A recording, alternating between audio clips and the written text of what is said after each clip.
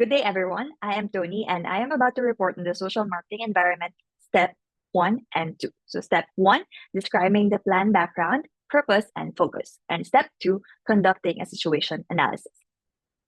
Before discussing planning steps, it is important to understand the social marketing environment. So, this will be reported by my other group mates, but let me give you a quick overview again. So social marketing applies marketing principles to influence behaviors that benefit individuals and the society. However, behavior does not occur in isolation. It is shaped by internal and external environments. So as Kotler in 2020 explains that the marketing environment consists of, first, the internal environment, which includes the organizational mission, the resources, and your capabilities as an organization. Next, we have the microenvironment, which are the partners, the public, and the other stakeholders. And of course, we have the macro environment, which now includes the political, economic, social, technological, legal, and environmental forces. So similarly, Velasco and the others in 1999 emphasized environmental scanning as essential in development communication. So social marketers must understand the broader system before designing interventions. Okay, now that we have this in mind, let's move on to my discussion. To better understand the following steps that I'm about to discuss, I'll be using climate resilience as an example for most of the topics or the context. So again, so step number 1, we have describing the plan background, purpose, and focus. So according to Duxbury, effective social marketing begins with clearly defining the background and purpose of the plan. So first, we have the background. So it describes the problem context. So where did it come from?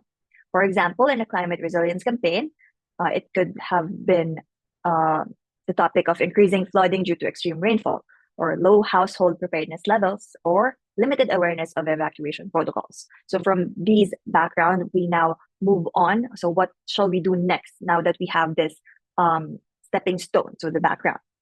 Now, let's move on to the purpose. So number 2, it defines what behavioral change the campaign seeks. So what do we want to cause? So what certain actions do we want to happen next?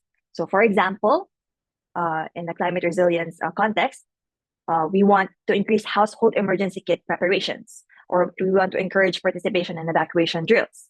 Or also we want to promote adoption of flood resilient home designs. So we want people to do this next. So the purpose of the campaign.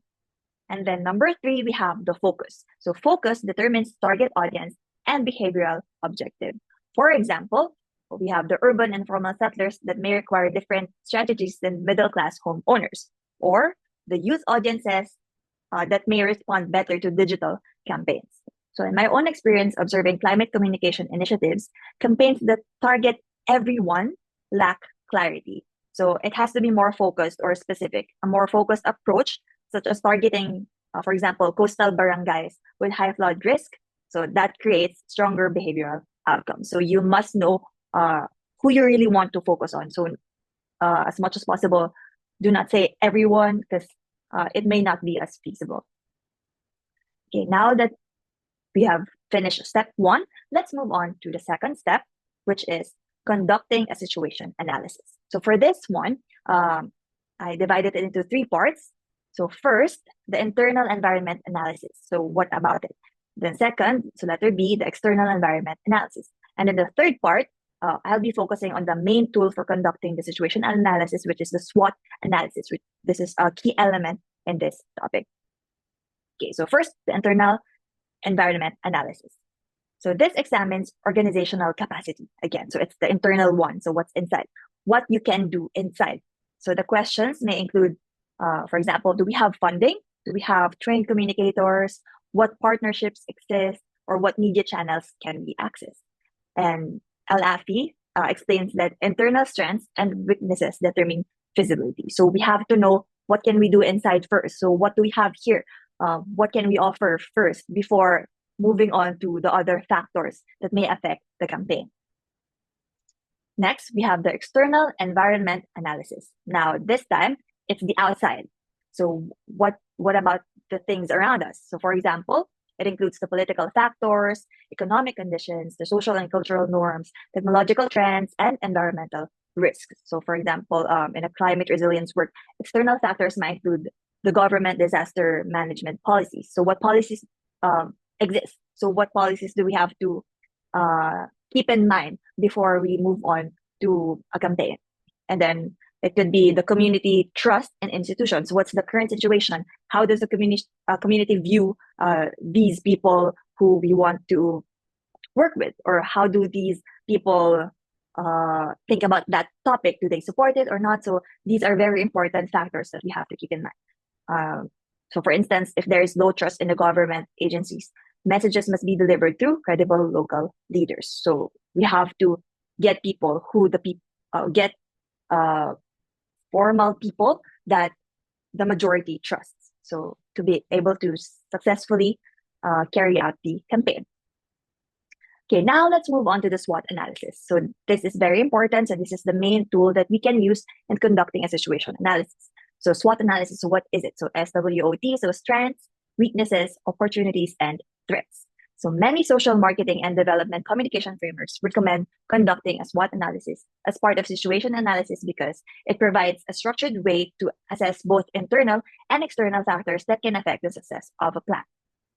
Okay, so what are the strengths, weaknesses, opportunities, and threats? So number one, strengths. So these are the internal and positive factors. So the word itself, the strengths of the organization.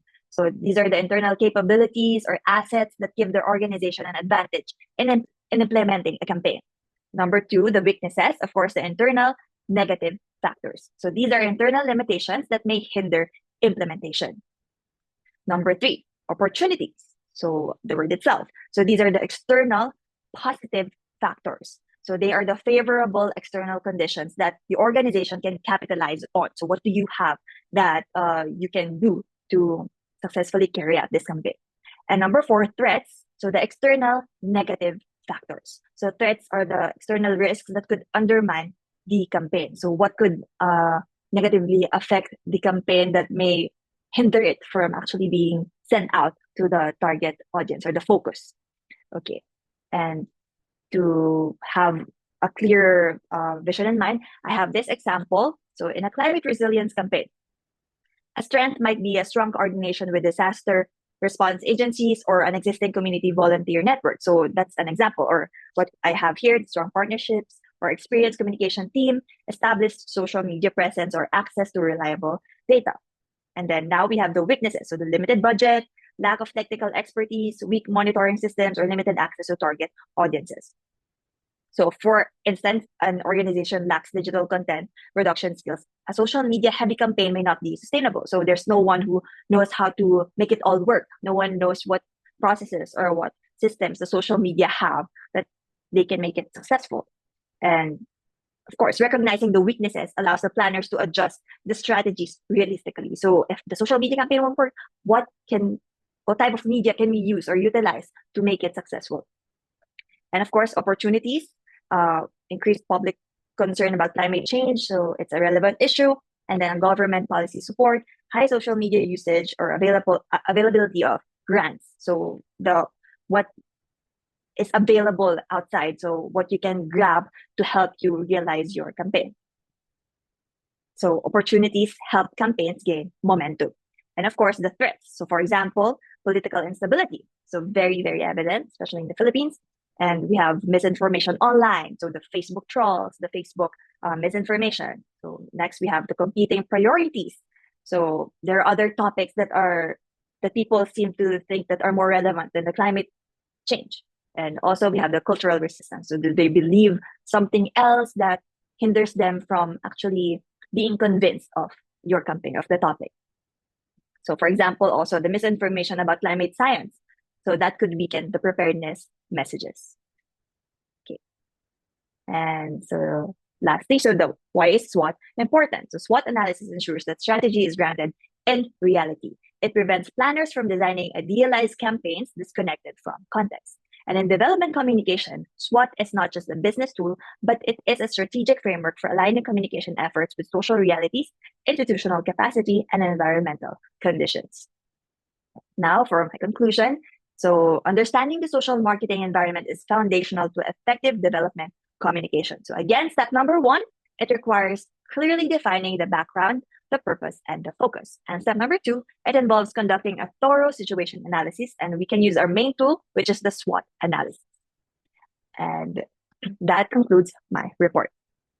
Now for my discussion points. So it's a bit of an exercise. So you may draft a brief background, purpose, and focus for a sample social marketing program with a topic of your choice. So any topic that you can think of, or maybe you have an existing project in mind. And also, please create a SWOT analysis of the same program. So for this one, it doesn't have to be long. You may just provide only one strength, one weakness, one opportunity, and one threat. And that's my report. So thank you for watching and or listening to my report. See you in the discussion forum. Thank you.